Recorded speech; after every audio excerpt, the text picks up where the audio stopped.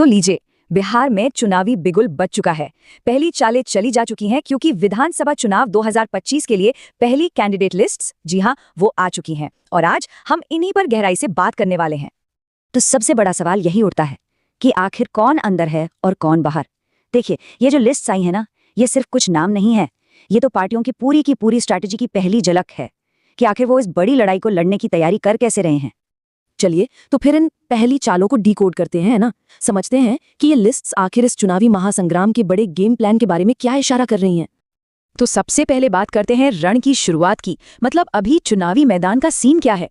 लड़ाई की नींव तो रखी जा चुकी है और सारे खिलाड़ी अपने अपने मोर्चे संभाल रहे हैं और टक्कर जो है वो सीधी सीधी दो बड़े गठबंधनों के बीच है।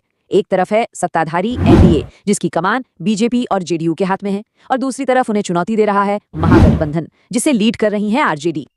तो चलिए सबसे पहले एनडीए की स्ट्रैटेजी को समझते हैं। उनकी पहली चाल है सीट बंटवारे का फॉर्मूला, जो आप कह सकते हैं उनके पूरे गठबंधन की बुनियाद है।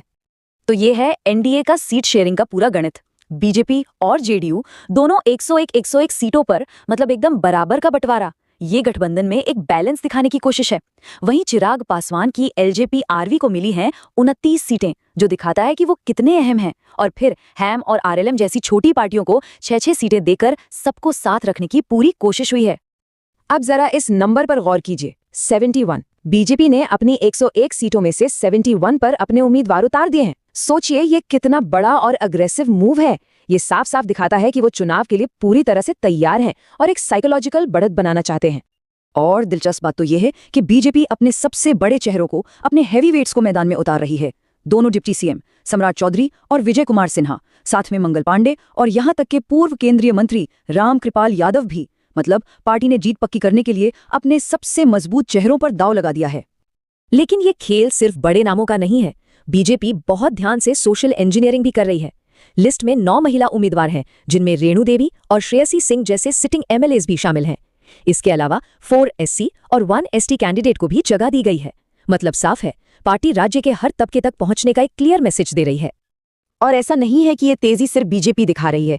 एनडीए की एक और सहयोगी पार्टी जीतन राम मांझी की हैम, उन्होंने भी अपनी सभी 6 सीटों पर कैंडिडेट्स का ऐलान कर दिया है। ये दिखाता है कि पूरा गठबंधन मिलकर एक साथ काम कर रहा है। तो ये तो थी एनडीए की कहानी। अब देखते हैं कि महागठबंधन के खेमे में क्या चल रहा है। वो एक बिल्कुल अलग गेम खेल रहे हैं, जो है आत्मविश्वास और एकता का। आरजेडी नेता मृत्युंजय तिवारी का ये बयान सुनिए। महागठबंधन में सब ठीक है, कोई किंतु परंतु नहीं है, इस बार एनडीए की नैया डूबेगी। अब ये सिर्फ एक बयान नहीं है, ये एक सोची समझी स्ट्रैटेजी है। मैसेज ये दिया जा रहा है कि हमारे खेमे में कोई फूट नहीं है, हम सब एक हैं और एनडीए का सामना करने के लिए पूरी तरह से तैयार हैं। तो यहाँ पर दोनों गठबंधनों की रणनीति में एक बहुत बड़ा फर्क साफ दिखता है। एक तरफ महागठबंधन है जो पब्लिक में पूरी यूनिटी दिखा रहा है, और दूसरी तरफ वो एनडीए के अंदर की खींचतान की खबरों को हवा दे रहा है, जैसे नीतीश कुमार या जीतन राम मांझी की कथित नाराजगी। ये एक तरह का माइंड गेम भी है। चलिए अब बात करते हैं उन बड़े खिलाड़ियों की जिन पर सबकी नजरें टिकी रहने वाली हैं। ये वो चेहरे हैं जो इस चुनाव का रुख पलट सकते हैं। सबसे पहले तो ये दिग्गज नेता। देखिए, रामकृपाल यादव जैसे कद्दावर नेता का केंद्र की राजनीति से वापस राज्य में विधानसभा चुनाव लड़ना, ये अपने आप में बताता है कि बीजेपी इस चुनाव को कितना सीरियसली ले रही है। और सम्राट चौधरी, विजय सिन्हा और जीतन राम मांझी, इनका रोल तो खैर अहम होना ही है। पर यह चुनाव सिर्फ पुराने धुरंधरों का नहीं है, कुछ नए और चमकते चेहरे भी हैं, जैसे श्रेयसी सिंह, जो कॉमनवेल्थ गेम्स की गोल्ड मेडलिस्ट हैं और सिटिंग एमएलए भी। और फिर है मशहूर लोक गायिका मैथिली ठाकुर, जिन्होंने अभी अभी बीजेपी ज्वाइन की है।